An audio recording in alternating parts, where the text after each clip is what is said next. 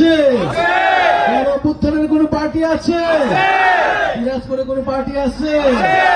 আহাদ ভাইয়ের কোন পার্টি আছে? কোন সেই পার্টি?